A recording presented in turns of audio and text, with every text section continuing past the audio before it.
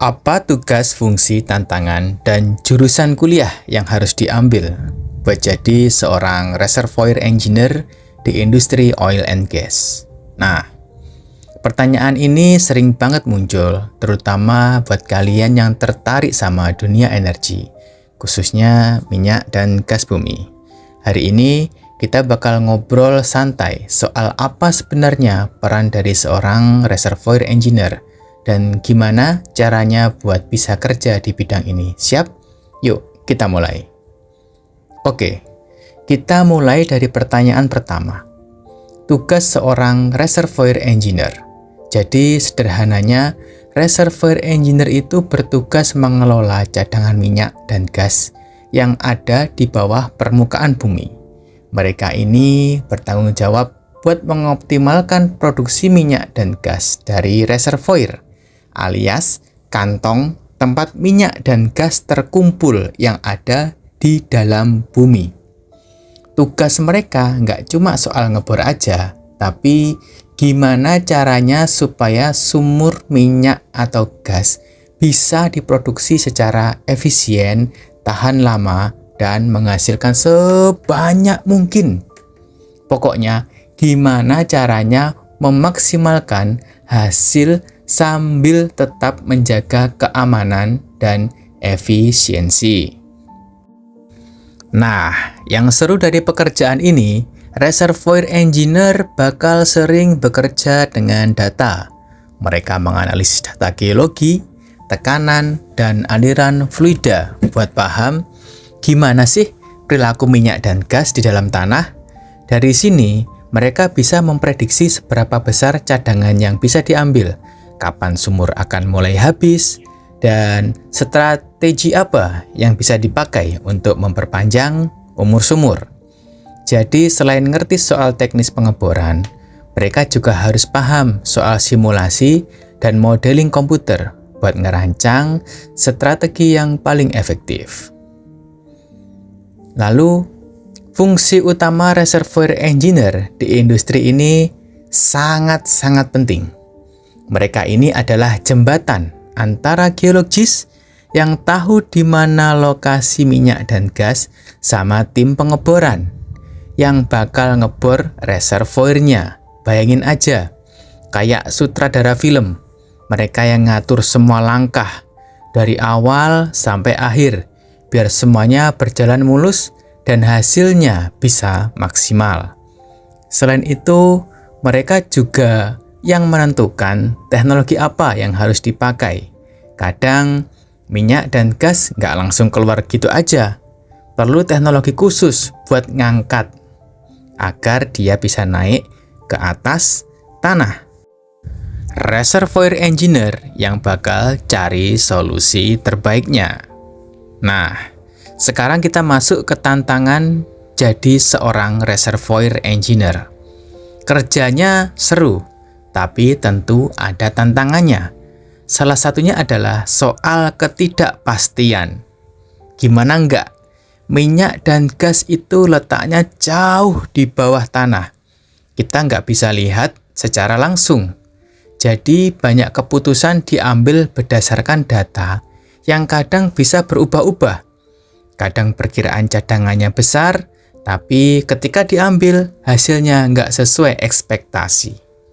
Itulah kenapa seorang reservoir engineer harus punya kemampuan analisis yang kuat dan bisa cepat adaptasi kalau ada perubahan kondisi di lapangan.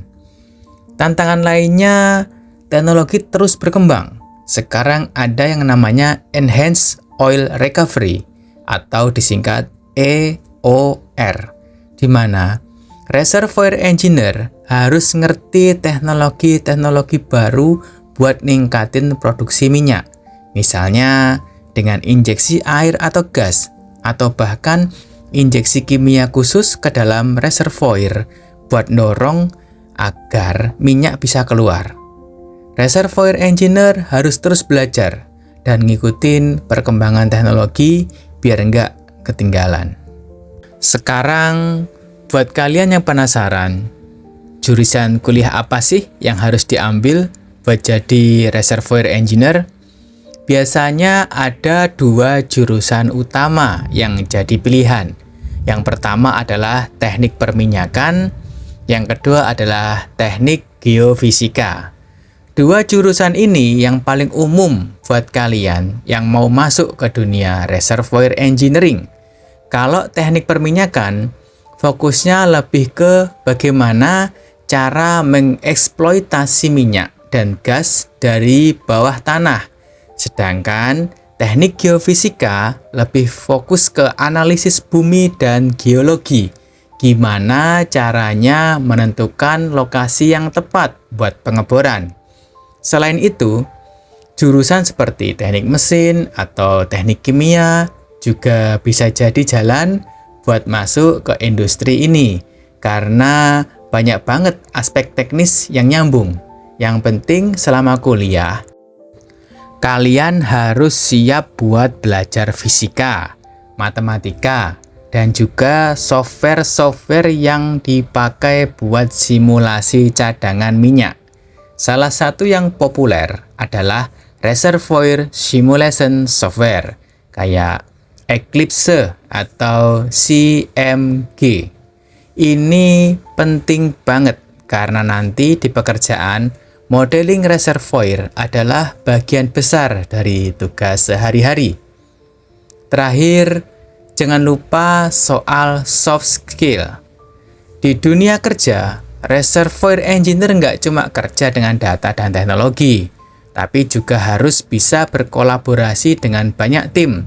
Komunikasi dan kerjasama tim jadi sangat penting, karena keputusan yang dibuat seorang reservoir engineer itu bakal berpengaruh ke tim lain, kayak tim pengeboran, produksi, dan bahkan manajemen perusahaan.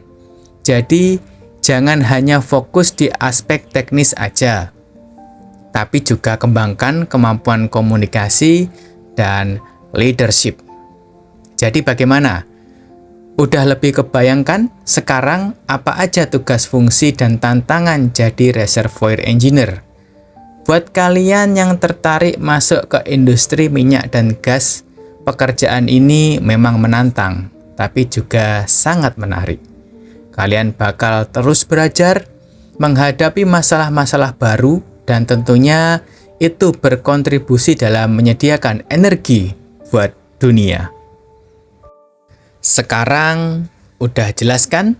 Jadi buat kalian yang mau jadi reservoir engineer, siap-siap deh masuk kuliah yang tepat dan terus belajar karena di dunia ini belajar nggak pernah berhenti.